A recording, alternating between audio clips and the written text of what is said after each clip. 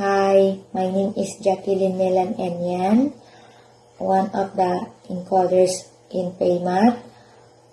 And from the offline team is Ma'am Rachel Dayola, is our offline in PayMath, founder here at PayMath. I started since May 20, 2025, and now 5 months ago and almost 6 months I work in PayMath.